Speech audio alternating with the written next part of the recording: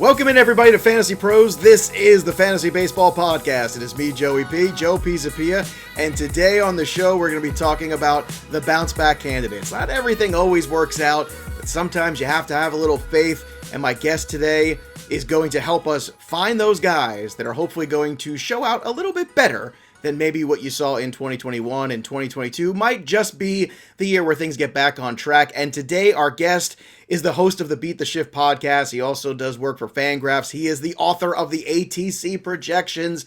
He's the one, the only Ariel Cohen, baseball writer of the year before. I mean, just so many accolades for you, Ariel, which is amazing. And you know what I've realized? I'm talking to you today. Last week I had Matt Williams on the show.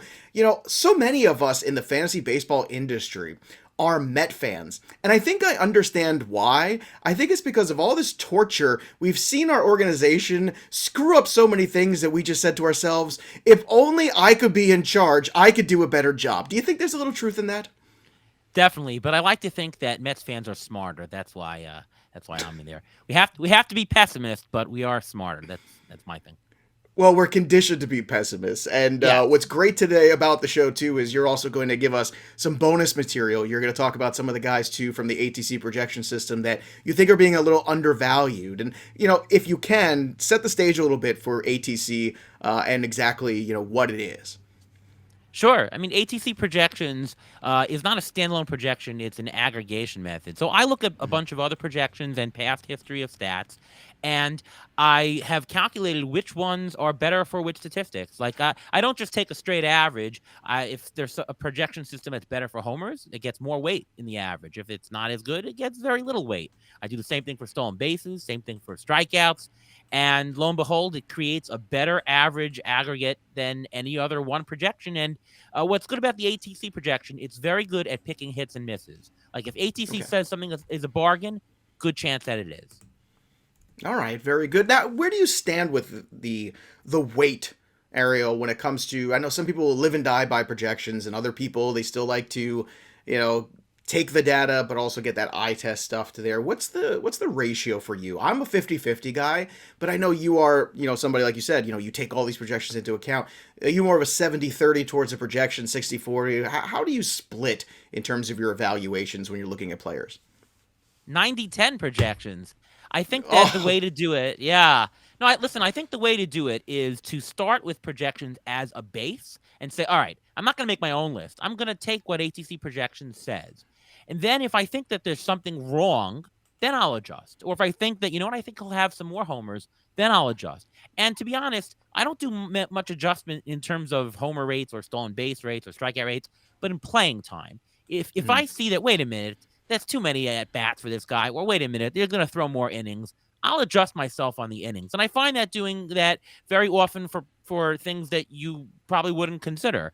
You know, the playing time is the hardest thing to project anyways, right. And I don't trust the projections for that myself. So I'll spend the most time doing that. But in terms of homer rates and how good a power, how much batting average, I won't fidget much. That's like 95-5 for me. All right. Well, I like this because I'm a 50-50 and you're the 95-5. So this is going to be one hell of a show, I can tell you that. Before we kick things off here, I want to remind everybody, too, about our cheat sheet creator over at FantasyPros.com/draftwizard. Now, as you know, the Draft Wizard is open for business for all your mock drafts. The multi-user draft software is now available to the public as well. But what we've also got is that cheat sheet creator. And what's amazing about that is you can basically pick your experts. You know, Ariel Cohen, myself, both of us, if you want to get the hybrid of the 95-5 and the 50-50 voice in fantasy baseball. And basically, every time we make adjustments to our rankings, your cheat sheets get updated, and your cheat sheets will go ahead and they'll be able to sync with our technology right to your draft, and that's what you want. So whether you're running a mock draft there or a real draft, that cheat sheet creator is an absolutely phenomenal tool, and you can use that in the draft simulator or with that draft assistant. We keep talking about that draft assistant. It's like having the draft basically with one of us in the room with you, and the system telling you when you can wait on players, who you can wait on, if it's a reach to take the certain player there. It gives you suggested picks based upon the roster you're already starting to draft. It's an incredible tool that we have here. So make sure you're checking out FantasyPros.com/draftwizard and specifically that cheat sheet creator along with that amazing technology we have there too with the draft assistant with sync. Those two things combined, you're going to be tough to beat in your leagues. I'm telling you right now. Also, once the draft is over, you're going to want to talk about it and brag about it. So go join our Discord channel. We have the Peanuts and the Cracker Jacks over there in the baseball channel specifically. They are a very unique, wonderful brand. They're my favorite kind of people, and they are baseball fanatics. And let me tell you, they are wild over there in our Discord channel. They are so good, so smart, so savvy, and passionate for the game. And if you're that kind of fan, I encourage you to go check it out yourself. You can join for free. But if you upgrade to our premium product of Fantasy Pros, what you're going to get then is access to the stages, to all the AMAs, to dozens of extra channels too. And it's not just baseball. We got NFL going there. We got NBA. We got betting. We got NFL draft talk. We got so many things available. So if you go to fantasypros.com/chat, again, fantasypros.com/chat, you can join our Discord channel and check it out yourself. All right, let's start checking out some of these guys here. Let's try to find some of the guys bouncing back who might be some good values. Ariel, you're the guest, so kick us off with one guy on your list that you think is ready to rebound from a disappointing 2021. Yeah, let's start with Cabrian Hayes. I love the profile for him. He's young. He's only 25. Most of it is because he was injured last year. What I like about him is that, first of all, he's a third baseman, and third basemen are very hard to come by this year. But he's a many paths to value kind of player. He can steal bases. He can hit some power. He'll knock in some runs, hitting somewhere in the middle of the lineup, and he has a very decent batting average. There aren't that many players who can do that. And what I've looked up on using the ATC projections, for players who are picked after round 60, so I'm sorry, after pick 60, so after round 5 in a 12 team league, let's say, the players who are above average for the player pool in runs, batting average, stolen bases, there's not that many. You got Jorge Polanco, you got Jonathan India, Tommy Edman, Miles Straw, Colton Wong, Cabrian Hayes. That's a very unique profile, and it's hard to find that in your draft. And whenever you get a unique profile in your draft, it makes the rest of the draft easy. Like, there's power cheap later. There's RBIs cheap later. But those three categories are more unique, so I really like him. And I think he's going to bounce straight back. ATC has him for almost being a 15-15 player, 266 average, almost 80 runs. I think he's somebody that can help your fantasy squad going in the late 9th, 10th round in a 15-team league. Couldn't agree more. In early drafts for me, Cabrian Hayes has been a great value, and you're 100% right about third base being suspect and an issue. We were just talking about Raslam draft. That's why I drafted Nolan Arenado where I did early, because I just looked at the rest and I was like, just too many unknowns there for me. But Cabrian Hayes right now is the 15th third baseman in the consensus ADP over in Fantasy Pros, and I'll tell you what, I mean, you're basically drafting him as a corner guy there in that value, and that is huge. And if you look right now, he's going 149 overall, but in NFBC, he's going at 136 in the NFBC. Whenever you see that differential, you know the sharps are on it, the people who are making big money investments and things, and I think that's something to always pay attention to. So I love the Hayes call, and if he brings us 15-15, 260, or an 80, okay, like that is a really good return on the investment. Absolutely love that one. I'm going to start here with a pitcher, actually. I'm going to start with one of my favorite pitchers who is also on a bad team now, who is, I think, getting undervalued based upon the fact that he is now on a bad team. And it's Eduardo Rodriguez. Now, Eduardo Rodriguez, you know you're always going to get strikeouts, right? And in 2020, this was a guy who had some serious health issues after COVID, right? People kind of forgot about that. And last year in the first half, it was misery, right? Ariel, it was 5.52 ERA. And then the second half, basically, he was Eduardo Rodriguez again. The guy with the 3.7 ERA, the guy who won 7 games, still with the big-time strikeout rate. Probably walks a few too many guys than you want. But at the end of the day, now he's going from Fenway Park to the Tiger Stadium, and he's going to a more hitter-friendly environment, possibly in the Central to just overall a better situation for a pitcher than the American League East. So I'm looking at Eduardo Rodriguez as a guy to buy back in on, because I think what you saw in the first half of last year was a guy really trying to find his way. And I know for some people, 2020, that layoff and things like that was actually good for them. And they, like, Buster Posey had a great season. Some other guys really looked refreshed and good. But Eduardo Rodriguez had a health problem. Eduardo Rodriguez kind of didn't bounce back right away. And I think that's just something that sometimes layoffs just hit people in different ways, and he had to find himself again, and he found himself mechanically in the second half. What do you think about Eduardo Rodriguez? Do you think he's being undervalued in drafts, Ariel? I'm in Raslam, and I was hoping and praying he fell to me, and I just got sniped by him. Oh, I went with Nate Eovaldi, decent pitcher too, but I wanted Eduardo Rodriguez. His health issues were not shoulder, arm related. right. It was some heart issues. He had COVID, so you can brush those off. Those are not recurring issues, right? This is a guy who's pitched 200 innings before. You rarely Hmm. find guys who've gone 200 innings in the Right. majors, and when you're in fantasy baseball now and you want wins. The only way to get wins is for a pitcher to last long in games, and that means pitching a lot of innings. Guys who throw a lot of innings, more valuable than you think for decisions. So Eduardo Rodriguez is a guy who's done it. He's thrown over 200 strikeouts once. His Sierra last year, so much better than his ERA. Like he was literally unlucky last year.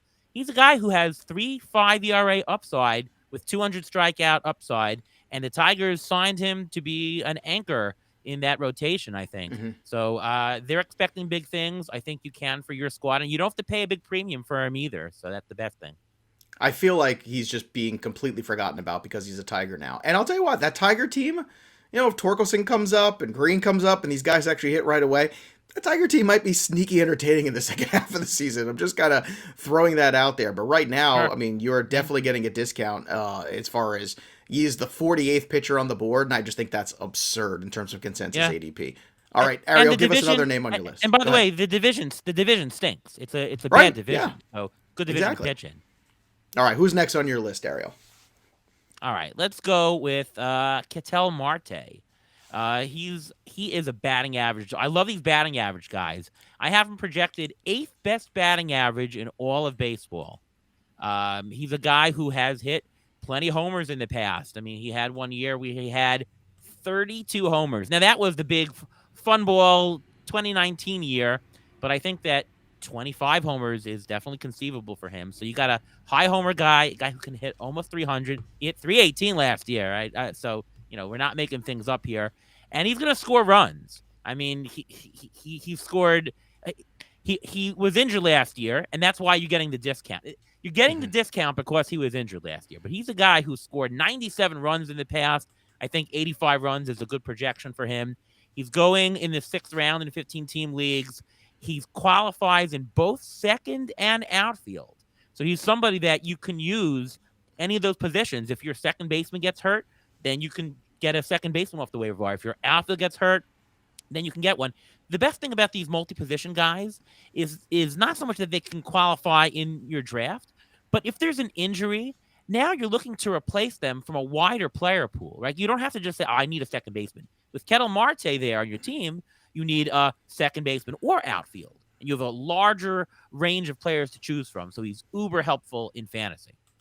All right, and right now, Marte, in terms of the consensus ADP on him, again, it's a player that I think it's certainly worth that risk. He's 22 overall right now at the outfield. He's 76 on the board, and right in line with the NFBC ADP too at 80. And if you want to take a look at all this too, we have the consensus ADP at FantasyPros.com. Just click on the MLB tab, and then you'll see there under the draft rankings, you could sort it through all sorts of different things. So we're looking at it through the ADP lens.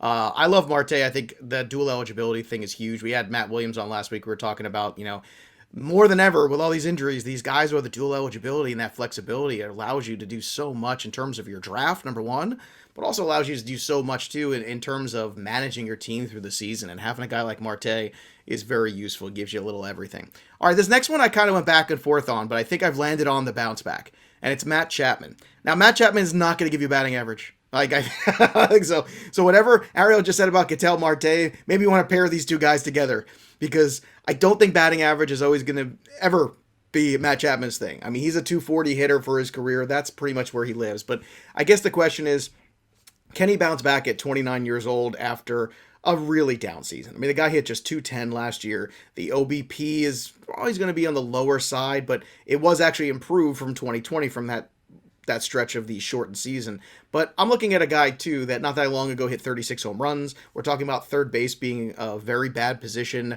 I mean, he's had back-to-back seasons with 100 runs scored. If you go back to 2018 and 2019, you still got Matt Olson in that lineup. You still got some good players around him. To me, Chapman, because he plays third base, is worth that bounce back. And I think you're basically getting him at a value where it makes sense. So I understand there's probably some data about Chapman that's probably a little concerning, but as the 17th third baseman off the board here, what are your thoughts on Chapman, Ariel? Do you think that he's a bounce back guy? So no, I don't like Matt Chapman actually. I think Okay. Matt Chapman, you're expecting a bounce back when he had a great season back in 2020. Sorry, back in 2019, he hit the Hmm. 36 homers. But I think that was lucky. If you look at his homer to fly ball rate, it looks a little bit suspect. Okay. He had some outlier numbers that didn't match up with the rest of his career. I think that 2021 is more in line with his true talent. So I'm actually not a fan of him. ATC projections really don't have him much better than last year. I've got the 30 homers, so he can put it over Well, the fence. I want to talk about that Can. because if you look historically, slugging percentages over a season's 508, 506, 535. Last year was 403. If I'm just drafting him for power, I feel like I'm okay. I feel like that bounces back. So if I'm just looking for the extra power boost, is that something at least I can sell you on when it comes to Chapman? I think very not as much as you think. I have him Okay. bouncing back just to a 450 slugging, so I don't have him going even to the 500s. So maybe he'll hit 30 homers. I would take the down. I would take the under on that actually. The lineup is probably not going to be that great. I don't know if Oakland wants to spend money to retool. So I'm not a fan of the lineup, Mhm. not a fan of the player. I think there's holes, and I think that this is who he is from last year. So I'm actually off of Matt Chapman this year. All right. I'm gonna the tiebreaker for me was in the minor leagues 517 slugging. So I just want the slugging. That's what I want for it. But I'm glad to have a debate here. I like when Ariel because Ariel always brings the numbers. That's why I know we can always have these fun discussions here, me and him. All right, let's go to your third guy on your list. Who you got next, Ariel? You want to talk about that could bounce back from a bad 21 to a better 22? So I'm going to go with a closer. I'm going to go with Taylor Rogers of the Twins. I think closers are very hard to find in this day and age, both because of the usage the teams are throwing closer by committees. They're going off of people. They're not giving it to one guy. They're yanking guys quicker. They're doing high leverage roles.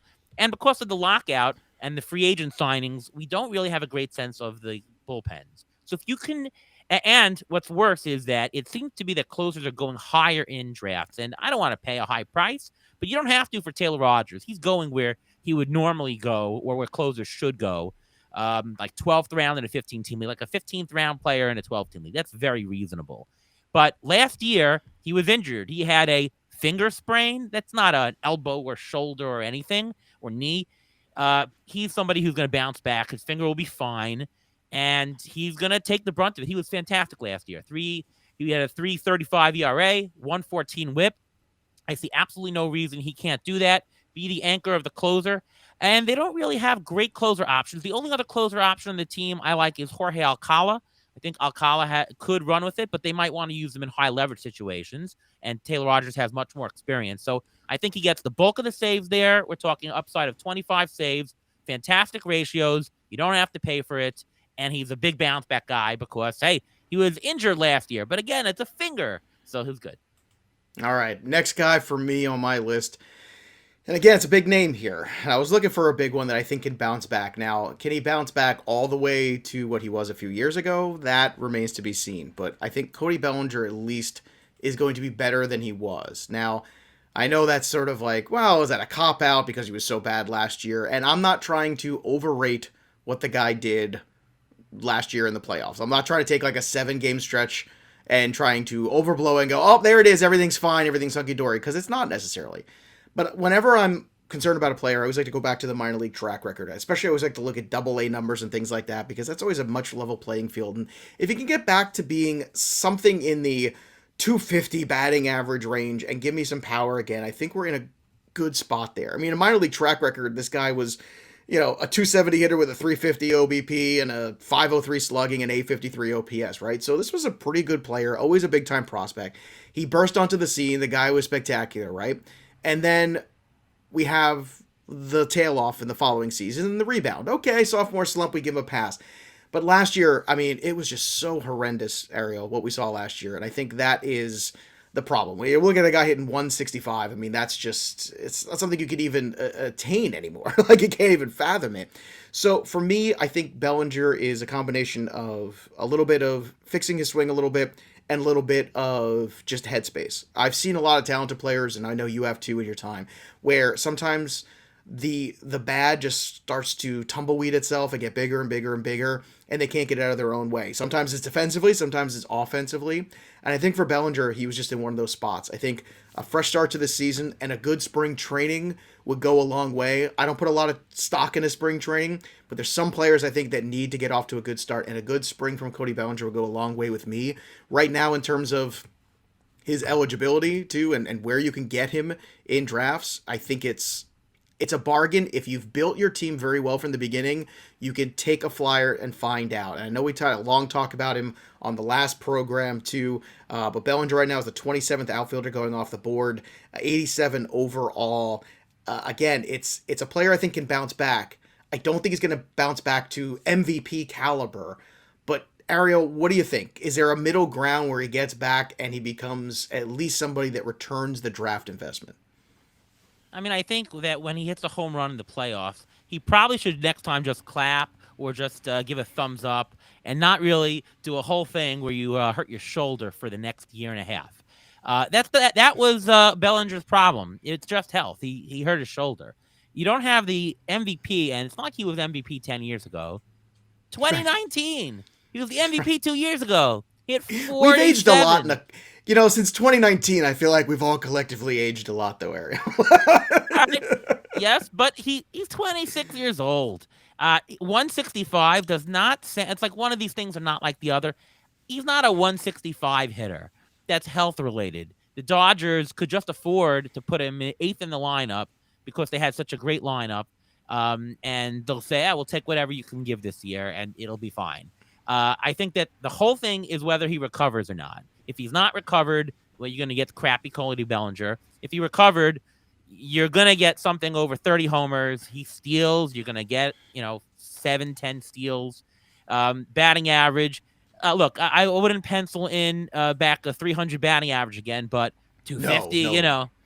Like yeah. 250, 25 home runs, even. If he just gave me that, I think from the ADP that tracks. Like, because, I mean, here's the thing, and it's not fair because I would take Brian Reynolds over him. I've already established that. I'm sure you would as well, correct? Brian Reynolds are going Yes. back to back Yes. at ADP. Okay. Yes. After that, it's Haniger coming off a 40 home run season.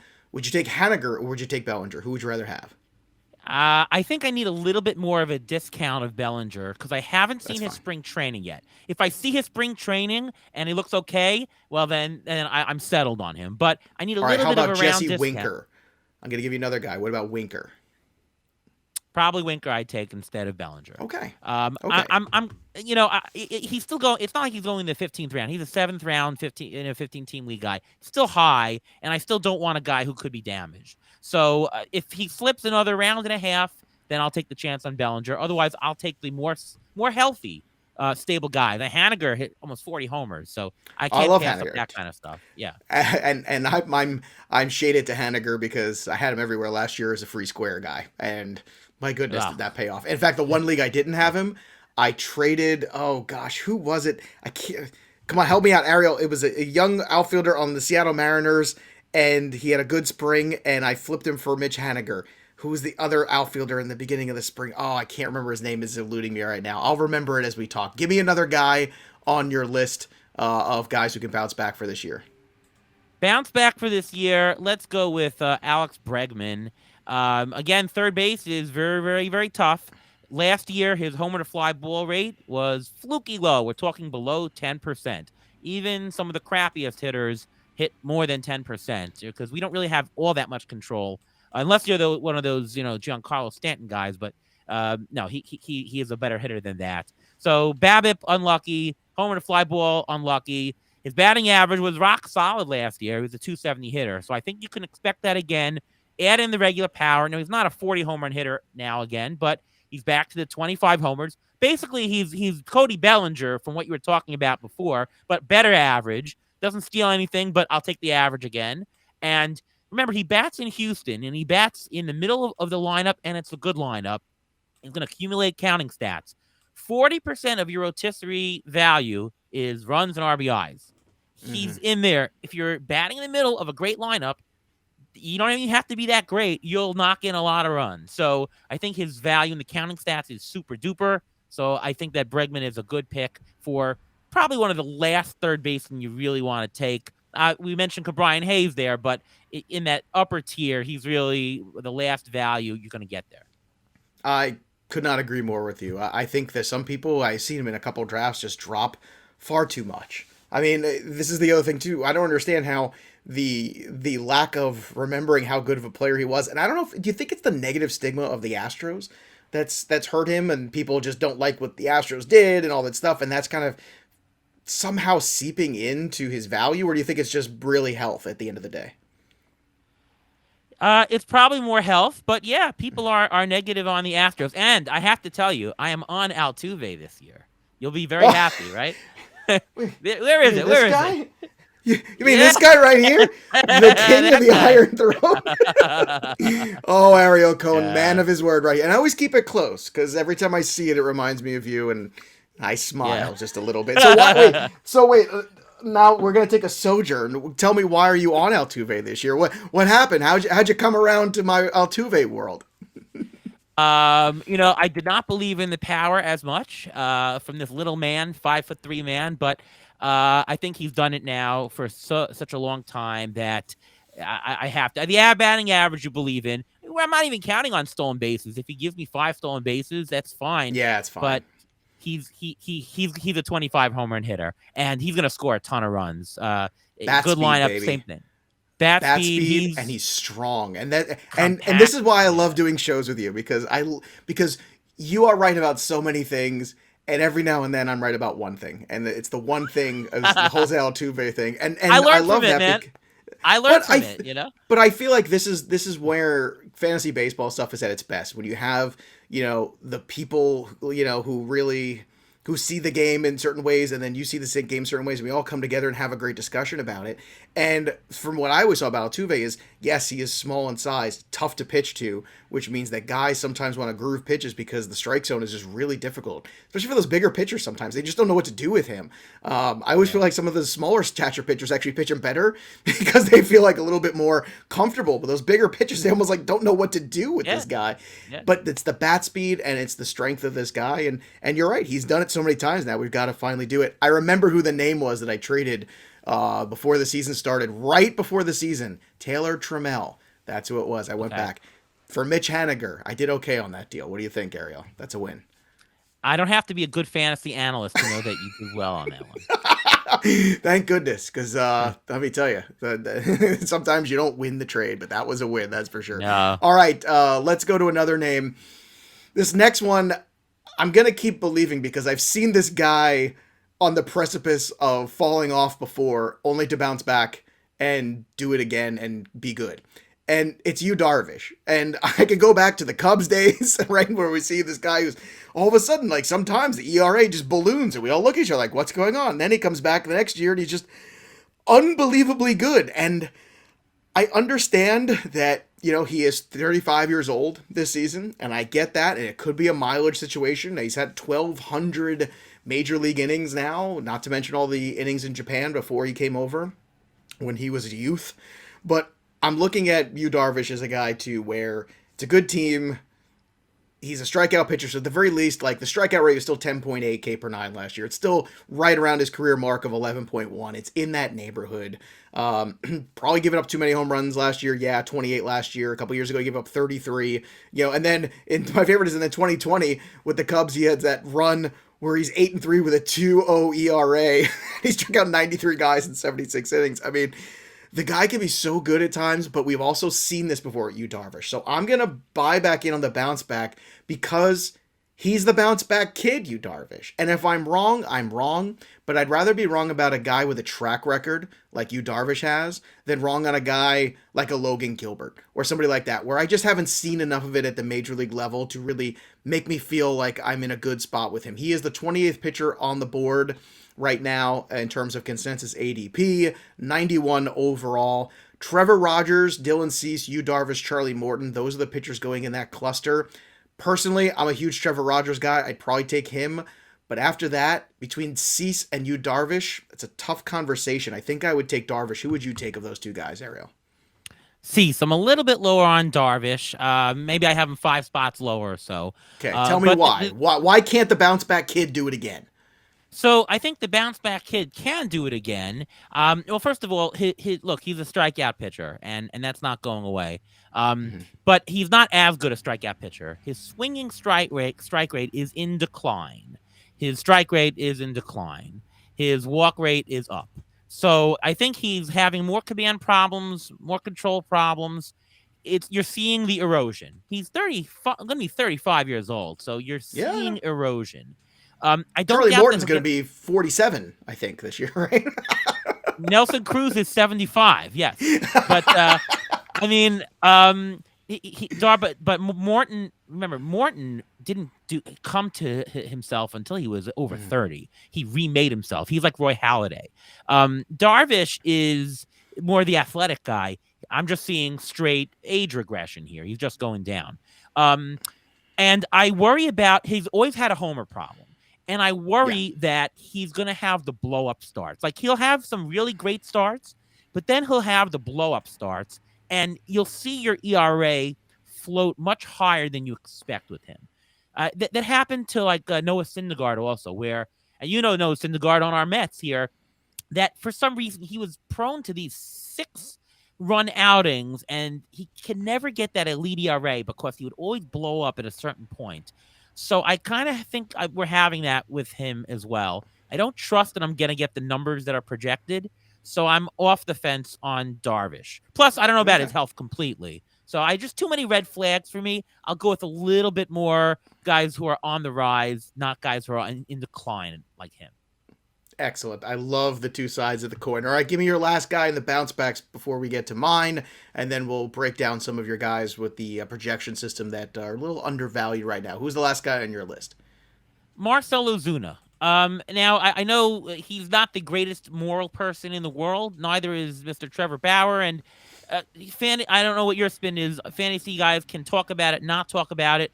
The truth is that if we are allowed to take him in our leagues, then if you don't take him, somebody else is going to take him. I'm You buying have his to stats. take him, and you have to Yeah, talk about him yeah, because that's our job. Our job is not. right.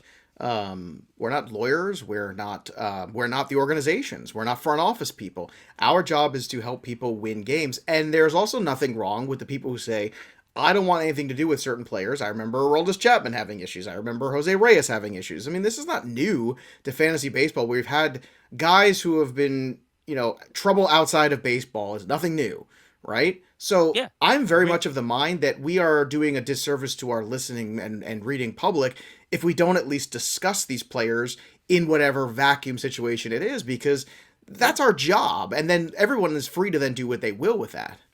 Right. I mean, I remember people saying, "Why do you want to take Bartolo Colon? I think he's on steroids." And my answer was, in fantasy baseball, I want him because I think he's on steroids. Like Ding, I ding, got to make ding. a, I could I not got to agree make a more with you, buddy. determination. Right. I got to make a determination of how he's going to help my fantasy team. So Marcell Ozuna is the guy. I have him only projected for 450 at bats, and to be honest, that's quite low. The DH maybe is coming back. He really excelled in that role in 2020 with the DH.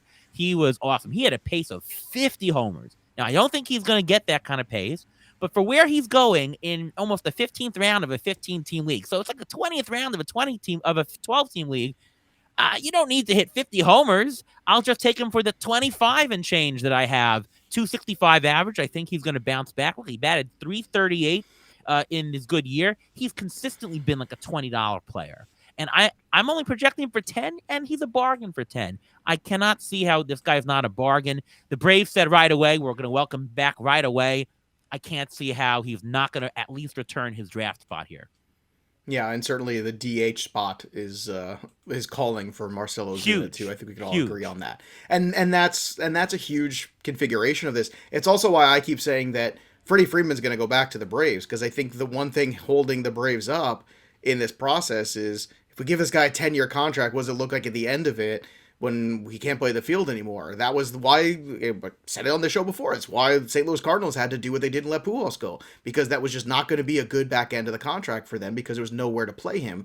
That's changed now dramatically. And I think it's for the best too, because now some of these guys are going to be able to stay in the National League. Typically, those great players, the second Right, half of their careers, right, they all go to the American League because, well, they can finish out their years in right. at the DH spot. So I think it's going to be really good for the stars of certain teams to stay put in the National League for a change. And I think that's Yeah. huge. And the Reds are going to luck out with Joey Votto in that sense too if he gets too old, Right. right? Just keep plugging That's right. away. And boy, oh boy, was Ariel Cohen right about Joey Votto last year. I just want to say it here publicly on the show. Boy, that was a fun debate we had. You definitely came out the winner on that one. I won on Altuve, but you definitely won on Joey Votto. Hall of Famer Joey Votto? I Yes. don't know. I Yes. still can't get there. I Yes. know. All right. He'll All get right. there. My last. Go ahead. Go ahead.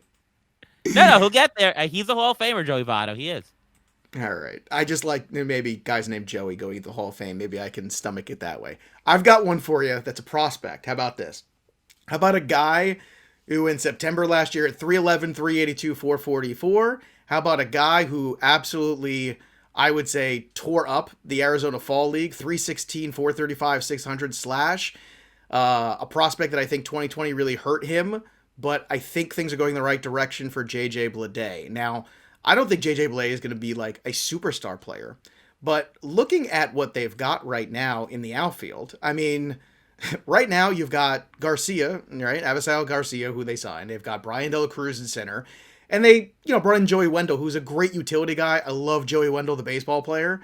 But come on now. We need to get Bleday up into the big leagues this year. It's important. And I'm going to put a comp on Bleday that I think is a pretty good one. And you'll remember this because you're an old guy like me. I think he's got like a Mark Kotsay kind of vibe about him. And people forget, in college, Mark Kotsay was about as good of a college baseball player as you were going to find. And he didn't quite become that in the major leagues, but he was a damn useful, good guy to have around. A guy with a little pop, could steal you 10 bags, hit for like a 275 average kind of thing, like a useful player. I feel like Bleday can be that. So if you're looking in dynasty leagues to find a player on the bounce back that, people might look at the numbers and go, oh man, this is not good. This guy's going to be a bust. I don't think he is. And watching some of his at-bats in the AFL, he looked like a guy who was back on track. What are your thoughts on Bleday and maybe him getting a chance this year? Because it looks like there's certainly a path to at-bats. I'm gonna disagree. I think that he's not coming up Awesome. this year. Okay. Yeah. Well, you know what? I saw him in person. I went to the Arizona Fall League this year, and I thought he was great. He looked absolutely great. But first of all, he's never played more than the Double-A level. So the That's fair. Marlins. I don't know. Now the Marlins. If I had to pick any one organization that who jumps people up from Double-A to the majors, it's the Marlins. Remember Jose Fernandez? They jumped him up. So I can Mm-hmm. see it, but I don't think they will. Now, the lockout and the new terms of the new collective bargaining agreement probably going to hurt him. The owners are probably going to have to compromise on some figures of luxury tax and arbitration, and that's probably going to make them manipulate service time more. They do have a bunch of guys who play first base and who play, I'm sorry, outfielder. They have a bunch of guys who can play the outfield first base types with Aguilar, Gary Cooper. Don't know if there's going to be room to have him come up. If he does come up, we're talking about a September cup of coffee. So I cannot count on him for at bats. So Dynasty, God bless, absolutely. For redraft this year, I think it's a hard pass. I don't want him sitting on my bench all year, unless you have an abundant number of bench spots, you have minor slots. Otherwise, I don't think he's worth it for this year. I agree. I don't think he's a redraft guy, but that's a guy that I Yeah, think is a bounce back prospect that I think you could buy low right now, probably for pennies on the dollar.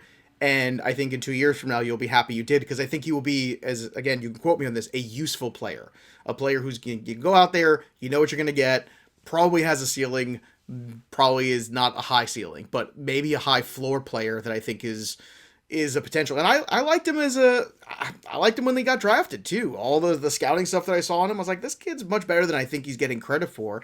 And yeah. it's funny. It's there's a weird consensus that flies around. I remember the year Mickey Moniak got drafted #1 overall, and I remember on Sirius Radio I lost my mind about it. I was like, how can this guy be the number one? Like, I don't see it. There's nothing I see about this guy that means he is the #1 best prospect in baseball worth taking 1 overall. The Phillies got this wrong, and I said it that day. I said it the same thing with Mark Appel. Like, there's some guys where I just don't get what everybody else is seeing. And Yeah. Bleday was like the opposite. Bleday was a guy where I was like, this guy's pretty good. Why is everybody basically poo-pooing him? And I feel like the Arizona Fall League, I think if he could take that confidence and play well at Double-A, he'll get the jump to Triple-A. You're right. Maybe September. Oh, Who knows? Maybe even August if things go in a weird way for the Marlins where they have a lot of injuries. Maybe he does get a call a little earlier. But you you're right. know, It's more of a dynasty prospect, basically. and I'll give you 1 point in your favor. Because of the lockout, there's no major league guys in camp, but there are minor league guys in camp. That's So the true. coaches are getting bigger looks at these prospects, and It's a great point. he's their top hitting prospect. So they're gonna see him. So you never know what they see something, and maybe they say he can win now, and the Marlins are guys to do it. So you never know. All right. JJ Bleday, Yu Darvish, Cody Bellinger, Matt Chapman, and Eduardo Rodriguez were my bounce backs. We got Alex Bregman, Cabrian Hayes, Ketel Marte. That's an easy one, though. Ketel Marte. He's already good. Ozuna and Taylor Rogers. There you go. Those are the ones from Ariel's side. So, Ariel, I know you made a list of names here that, because I asked you, you're the projections guru, you're the dude here, that maybe projections are really saying, like, this guy is headed for a good 2022 season, but maybe the ADP is not really reflecting that, or maybe the perception isn't that either. So I want you to take me through, give me the first name on this list that you want to talk about, and we'll just kind of run through these guys real quick. Yeah, let's talk about Garrett Whitlock. Garrett Whitlock's a fantastic bargain. Again, these closer situations are tough, and I Mm-hmm. think he's the man in Boston. Matt Barnes, he was stunk down the end. Who else do they have? Ottavino's out the door. Garrett Whitlock was a guy who pitched multiple innings last year to the tune of a sub 2 ERA, 110 WHIP. He's the lockdown guy, strikes out. He's easily their best reliever. Why not make them the closer? And Boston's a good team, so we're talking about closer value, and you're getting him all the way in the late rounds of your drafts. All right, so Whitlock is one of them. I know there's one player that I always love, and it's the Franmil Reyes. So talk to me about the Franmil, because this is a player that I love to draft, whether it be best ball or just, regular old season long baseball leagues. I think the Franmil is just consistently underappreciated, and it feels like he's being underappreciated again this year. Maybe it's because he's utility only, but Nelson Cruz is always undervalued, being Right. utility only. And I'm sorry, guys, just because he blocks your spot, but he takes up a valuable spot. He is valuable. It's okay, Mm-hmm. guys. This is somebody who's going to hit knocking 100 runs. He's going to hit 35 homers. He's done it a few times in his career. Now, the batting average, you might say, well, he got a 30% strikeout rate, so maybe he'll have like a 250 something average, but he hits the ball really hard. His hard contact rate is enormous. And I think he can get up potentially to 270, 275, which he's done twice in his career already. So he's very volatile, but volatile up. He's not hitting less than 250. And even with the 250, he is a huge bargain. Plus, he walks, by the way. He walks at like a 9 to Right. 10% rate. So he's getting on base, he's scoring runs, he's hitting homers. So he stole 4 bases last year also. I mean, what are you not liking about this guy? Nothing. So pick him up. It's funny to me too. I feel like all the better fantasy baseball players and minds were always Nelson Cruz people. You, me. It's like Yeah. I don't care if he's Yeah. DH only. Wouldn't I rather have great productivity from that spot than his Yeah. never-ending carousel of jabronis who can't hit? Like, give me that guy that I can lock in for that productivity. I never Yeah. understand that. So draft an extra multi-positional eligible player and call it a Right. day. Like there's no reason you can't take a value. All right, speaking of multi-position guys, Ryan McMahon. This is a guy I'm on the fence about. So I'm glad that he was on the list to talk about, because Ryan McMahon's one of these guys that I'm not sure what to make of him quite yet. So what do you make of Ryan McMahon's prospects in 22? You can win your fantasy league by hitting a homer with a player, or you can win the fantasy league by hitting a couple of singles and a double. He's a singles or double guy. Like he's going to earn a modest profit. He's hit 24 homers 2019 to 2020, pace of 24 homers, 23 homers. This is a 23-24 homer guy. He's Right. in Colorado. The ball will drop. He'll hit something over 250. He's got, just like Franmil, a great walk rate, 10% type of walk rate. Colorado is going to knock in a lot of runs. Even if the team is not great, he's going to knock in a lot of runs. He's a guy who hits doubles. He's a guy who'll steal a couple of bases. He's somewhat spread out in his categories. And he's multi-positional eligible, second and third, which are the two best positions to be multi-eligible for. So he's going in the 12th round, the 15 teamers. He's worth maybe a 10th or 11th value. So you're just basically getting a little bit extra value, but I'm more certain that I'm going to have a little bit extra value.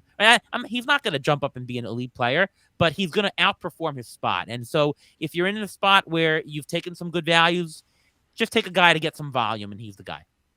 All right, so give me another guy in the infield here. I think we got Jonathan Scope on your list as well. Another player who he just keeps getting it done every year, right? He gives you those home runs. He plays in the middle infield. I mean, I don't understand.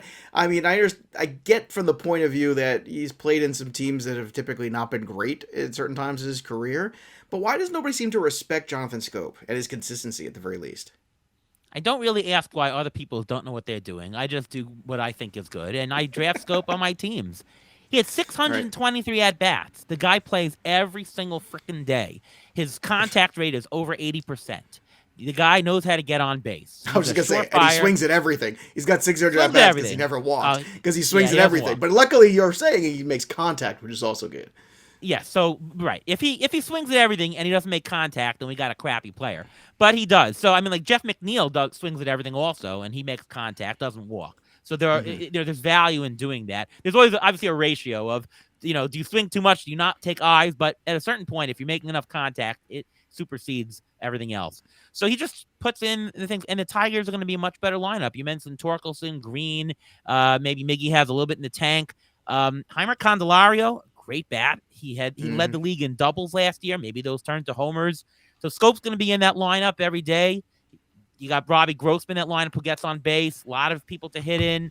Scope's just production, and you're getting him super late in drafts. Another good value.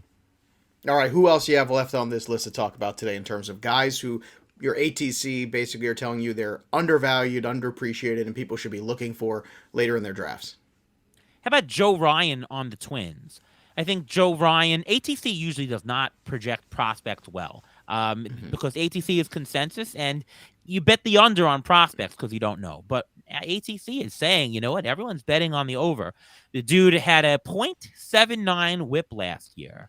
Obviously, that's not going to continue forever, but the guy doesn't walk people. The guy does strike out people. He had a 30% strikeout rate. So he's going to limit people on base. And of course, when you limit people on base, you're going to limit runs. So his ERA, I can't see him going way over a 4, maybe a 4.1, 4.15. But again, if you're drafting him late in the 18th round, 19th round of a 12-team league, or it's okay to have a little bit of a 4 ERA, but his whip is so good. You can't find Hmm. that later on.